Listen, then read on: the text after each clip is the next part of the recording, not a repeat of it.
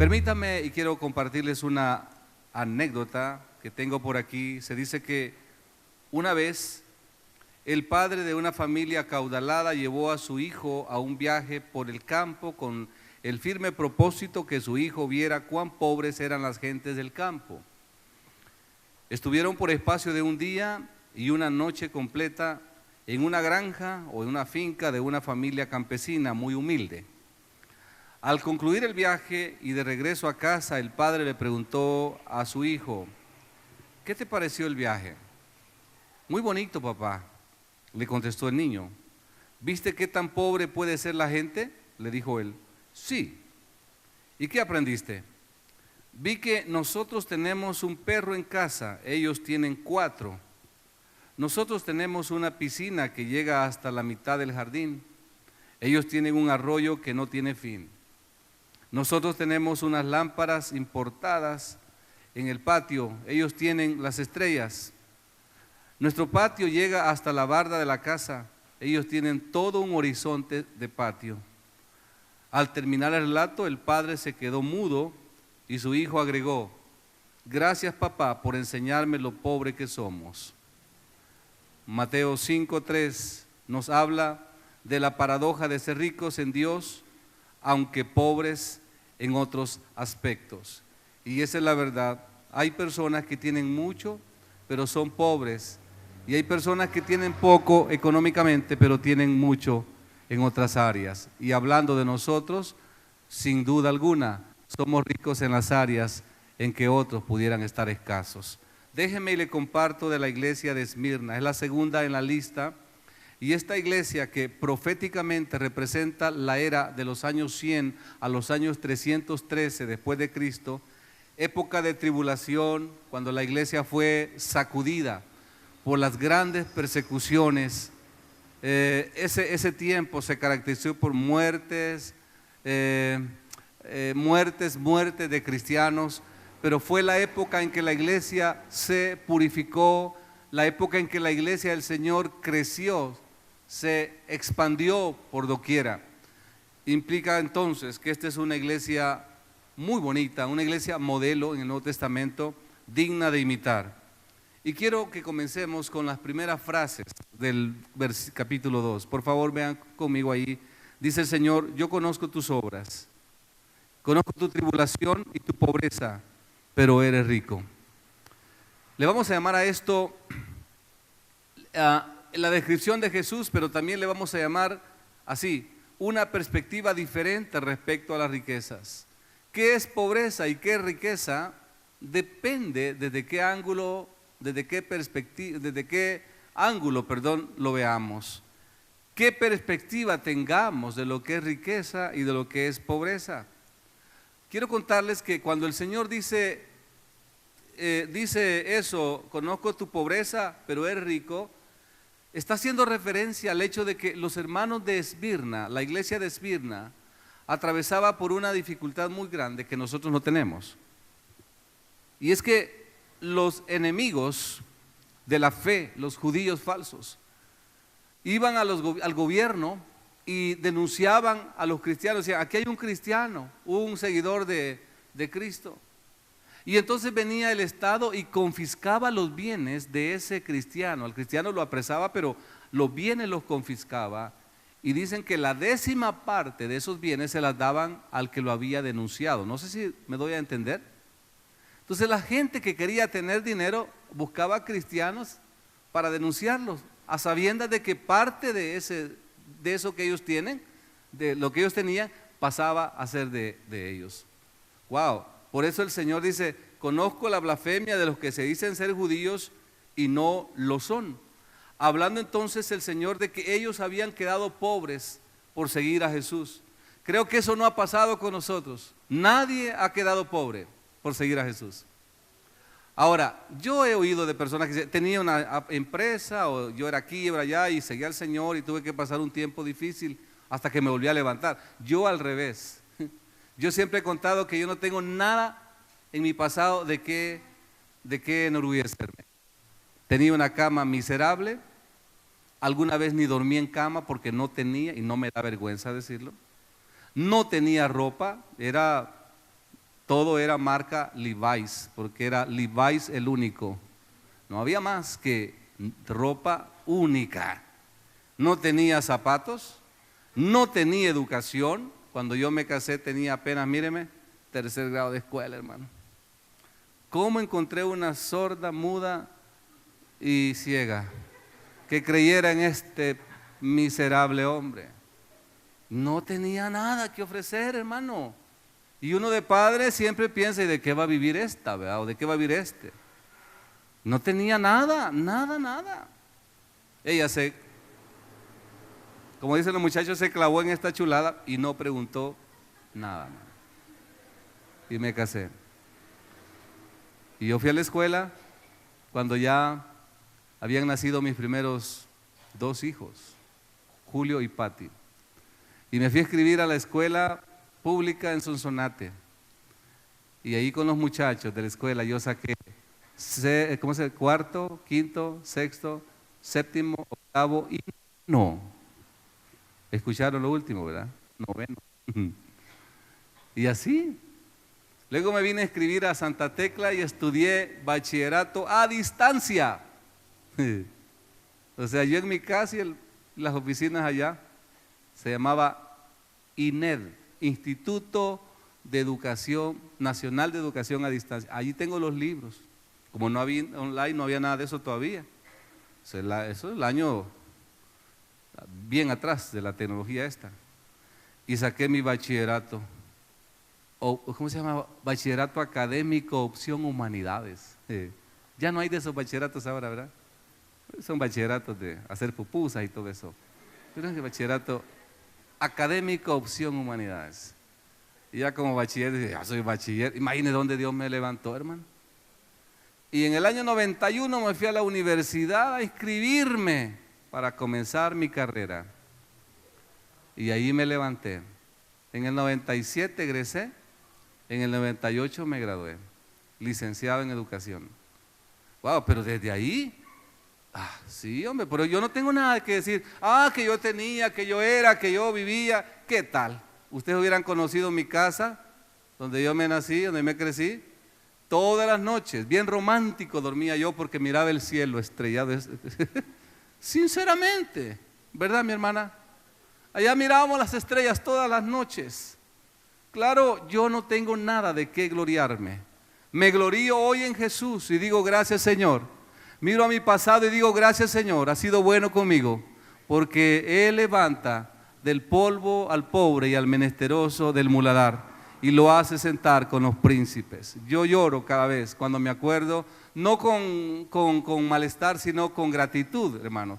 Lloro cada vez y digo, Señor, si no hubiera sido por tu misericordia, tu bondad, porque tú creíste en mí, mis condiciones fueran esas o quizás ya ni viviera. Soy el resultado del favor de Dios, de la misericordia de Dios. Por eso yo digo, Dios puede levantar a cualquiera. Dios puede hacer cualquier cosa con aquellos que se disponen, aquellos que le creen. No importa su pasado, no importa su condición. El Dios de la gloria es el mismo de ayer, de hoy y por todos los siglos. Y Él puede levantarte a ti. ¿Cuántos lo creen conmigo? Por eso yo le hablo de esa cosa. Ahora, hay una riqueza que yo siempre he tenido. Mi alabanza para Dios. Mi alabanza para Dios. Canté las alabanzas de hace tiempos, hace años. Y hoy me canto las alabanzas contemporáneas, como esa que acabamos de cantar. Canté las canciones de ayer, mi alabanza a Dios, mi enseñanza, mi predicación, mi servicio a Dios. Tengo una tía que es menor que mí y un día de estos le mandé una cancioncita, una alabancita de hace 40 años atrás. La escuché por allá, la busqué, si había en YouTube, por años la había buscado y hoy la hallé. Y esa la recuerdo porque a las 5 de la mañana mi abuelo tenía un programa en una radio cuando él pastoreaba Huachapán y la radio se llamaba La Voz de los Ausoles y el programa era a las 5 y nos levantábamos antes de las 4 y caminábamos como 40 minutos, llegábamos a la radio y habían unos discos que le llamaban LP, así grandes. y acompañaba a mi abuelo y el programa se llamaba algo así como Amaneciendo con Dios o algo así. Yo decía, abuelito, pongamos aquella canción, aquella alabanza. Ponela pues, hijo, me decía. Y ahí iba el locutor, el operador, y le decía, ponga esta, el número tal.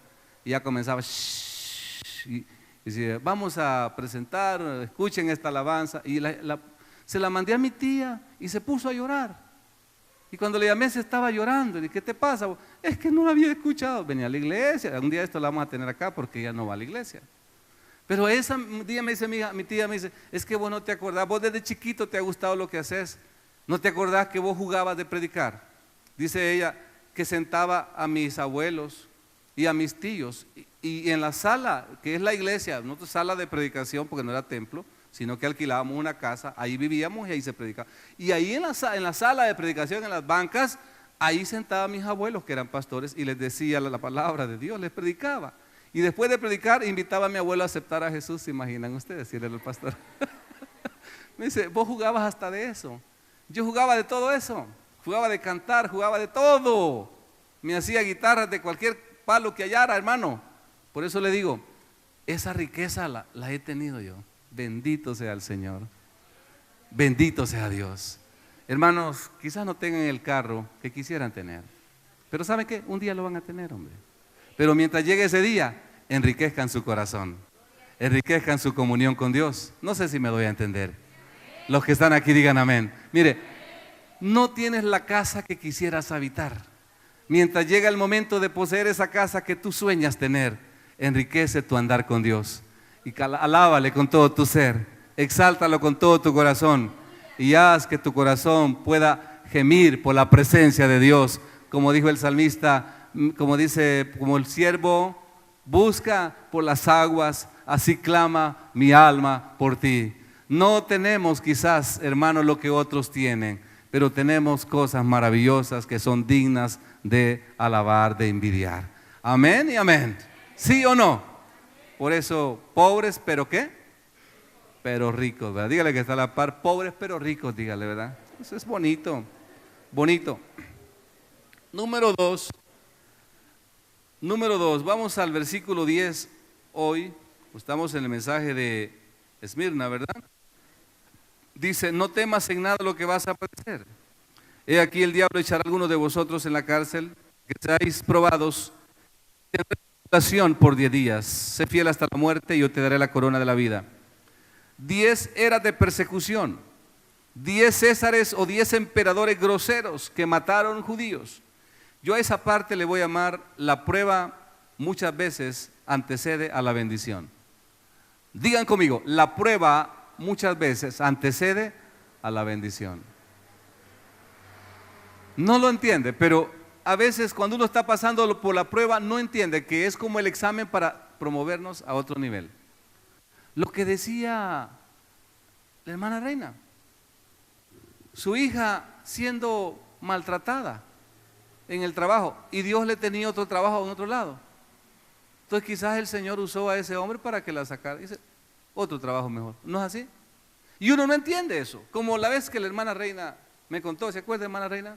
Eso no lo olvido, estaba por acá sentado usted o por acá, ¿dónde está ahorita? Por ahí estaba sentado. Y estaba un culto a las 3 de la tarde, teníamos culto a las 3 en ese tiempo, un culto bien bonito, ¿verdad? Estaba lleno. Y yo había olvidado algo que la hermana me había contado, y es que ella trabajó como 25 años, 30 años en una sola empresa, de esas empresas que hacen medicina, esos laboratorios famosos del país. Ahí vivió la hermana 30 años. Pero un día viene y me dice, fíjese pastor que en la empresa cambiaron jefe y me está haciendo la vida difícil. Y hoy, para colmo, me dice, están ofreciendo mi plaza al público, la están ofertando y no me han dicho nada. Y yo lo vi en el periódico, me dice que ese hombre me está haciendo la vida difícil. ¿Y qué le dije yo a la hermana? Ayunemos, le dije, ¿verdad que le dije? Ayunemos por ese hombre más, 3 días nomás, solo 3 días basta, le dije yo. Ayune usted y yo voy a orar. Y yo hice mis 3 días, ella hizo sus 3 días, porque ella es de oración, yo lo sé. Y ayunamos y oramos porque Dios hiciera cualquiera de estas dos cosas. O el hombre cambiaba de actitud con ella, o al hombre lo quitaban del trabajo, pero no a ella. Eso era lo que pedimos, no pedimos otra cosa, ¿verdad? Cambia su corazón, Señor, o que lo cambien a él de empresa. Eso era todo. Pero miren, hermanos, por alguna razón a mí se me olvidó y nunca más me volví a acordar de la petición de la hermana Reina. Jamás. Y un día estoy parado aquí a las 3 de la tarde predicando y estaba bien emocionado yo y dije, si alguien le quiere hacer la vida difícil a usted, se metió con un hijo de Dios y se las tendrá que ver con él. Y yo bien emocionado, amén, decía la gente, ¿verdad? Y me acuerdo de la hermana porque le vi la cara. Y cuando la veo, y aquí está una hermana que me contó una situación y conté, narré lo que les acabo de decir. Y me imagino que Dios le sacó adelante porque nunca más me volvió a decir qué pasó con ese hombre. Póngase de pie, le dije, y díganos qué pasó con ese hombre que oramos. Y se pone de pie, ya bien fresca. Pastor, se murió, me dijo. Y no lo dijo así tranquilo, que pastor, se murió, me dijo. Y toda la gente empezó a reír. Así, tan así. Se metió con una hija de Dios. Se metió con una sierva de Dios. Diga conmigo, yo tengo la protección del Señor. Diga conmigo, yo tengo ángeles a mi alrededor. Dios me guarda. Tengo la señal de la sangre, diga conmigo. Regálele adoración con sus manos ahora a Jesús. Créalo conmigo. Aleluya. Sí. Por eso esta gente iba a pasar por esa tribulación donde le iban a quitar su dinero, sus riquezas. Pero Dios dice, sé fiel hasta la muerte. Yo te daré la corona de la vida. Se cree que son 10 césares, 10 emperadores malvados. Y le voy a mencionar cuáles son esos nombres de esos señores. Nerón, eso parece nombre de perro, ¿verdad? Pero es cierto, hubo un emperador llamado Nerón, malo. Primera era. Segunda, Domiciano, el que mandó a Juan a la isla a morir. Domiciano. Trajano fue otro, malo. Aurelio, Severo, hasta el nombre suena raro, ¿verdad? Máximo, Decio, Valerio, Aureliano y Diocleciano fueron los 10 césares más sanguinarios de la historia. Y cuando dice, he aquí el diablo echará a algunos de vosotros en la cárcel y tendréis tribulación por 10 días, se refiere a esos 10 malvados emperadores romanos. Pero Dios dice, sé fiel hasta la muerte. Diga a su vecino hoy, sea fiel hasta la muerte. Hasta la muerte. ¿Cuántos han hecho planes para morir en el Evangelio? Muy poquitos. ¿Cuántos han hecho planes de ir con Dios hasta que se lo lleve? No se van a ir antes ustedes, ¿verdad? Hasta la muerte. Sé fiel, ¿qué dice? Pero aquí significa más que eso. Si es fiel, si es posible, hasta que te puedan quitar la vida. Eso significa. Y uno a veces que es fiel hasta cuando le conviene, hermano. Hasta en tanto las cosas le gustan en la iglesia, hermano. Es fiel, mucho joven es fiel, mientras tanto mantiene una relación con alguien, pero el día que lo mandaron a volar, se fue a volar él también. Pues no fue fiel. A veces nos disgustamos con Dios por cualquier cosita, nos disgustamos y nos vamos, nos damos la vuelta. Si todos los que reciben a Jesús se quedaran, las iglesias estarían llenísimas. Pero no es cierto. Hay gente que es de corta duración. Ahora yo me pregunto, ¿qué andan haciendo afuera? ¿Les va mejor afuera? Ni de locos. ¿A qué fue el hijo pródigo cuando se fue de la casa? ¿A qué fue? ¿Le fue bien? ¿Reprodujo la herencia, la multiplicó? Y vivía en hoteles el tipo y viajaba en aviones, si es que hubieran existido aviones, ¿no? Sí vivía re bien, ¿verdad? Comía en los mejores restaurantes, ¿verdad? Y manejaba un Porsche, un carrazo de esos bonitos, ¿cierto? ¿Saben qué hacía? Cuidar cerdos, hermano. Yo nunca he cuidado eso. Es más, esta semana fui a ver unas plantas que quiero comprar y pasé por una granja de cerdos. Hasta ahora siento el mal olor de esa cosa. Os digo, cuidar cerdos no es lo mismo que comérselos en Tony Roma. No, cuidar cerdos es mal olor. Pero después de ser hijo de papi, de don fulano, cuidando cerdos, ni se le ocurra irse de la iglesia, ni se le ocurra cambiar a Dios. Va a terminar en una porquería. Dios lo tiene bien aquí, alabado sea su nombre. Amén. Aleluya. Qué bueno. Entonces, estamos hablando de que a veces la prueba antecede a la bendición. Vamos al número 3, ahora versículo 10 otra vez, la fidelidad a Dios debe llegar hasta la muerte. Bueno, ya hablé de eso, ¿verdad? ¿Puedo avanzar? Versículo 11. Promesa a los vencedores. La promesa del Señor, versículo 11. ¿Qué dice? Lean fuerte conmigo. El que tiene oído, ¿qué dice? Oiga lo que el Espíritu dice a las iglesias. Y aquí viene la promesa. El que venciere no sufrirá daño de la segunda muerte. La promesa es que aunque muramos por causa de Jesús, la segunda muerte no tiene efecto sobre nosotros. Ahora nos preguntamos cuántos murieron. Un día estaba estudiando la historia y me di cuenta que murieron millones de cristianos, unos quemados en hogueras, otros despedazados por las fieras, otros murieron de diferentes maneras que los maltrataron, los torturaron y murieron. Pero ahí muriendo, glorificaron a Dios. Es más, se me viene a la mente ahorita el pastor de esta iglesia de Esmirna. Justamente el pastor de esta iglesia se llamó Policarpo. Con esto voy finalizando. Policarpo se llamó, el pastor Policarpo de la iglesia de Esmirna. Cuentan que lo llevaron a los jardines de Nerón, que es justo donde hoy está el Vaticano. Ahí estaban los jardines de Nerón. Y lo llevaron allí, y cuando Policarpo va en camino, antes de ir a ese lugar porque lo van a matar, él les ofrece un buen almuerzo a los soldados que lo llevan a matar. Y los soldados ven que ese hombre no es justo, pues no es malo. En el camino tratan de persuadirle para que él renuncie a su fe y lo quieren salvar de la muerte según la orden, el decreto de Nerón. Pero él les dice que no, que él no va a renunciar a su fe. Llegaron al Coliseo, llegaron a donde lo iban a matar, y está el fuego ya ardiendo, donde lo van a quemar. Y le dicen: Policarpo, este día vas a morir allí, y vemos que tú eres una buena persona. Por favor, renuncia a tu fe y di que Jesús no es Dios.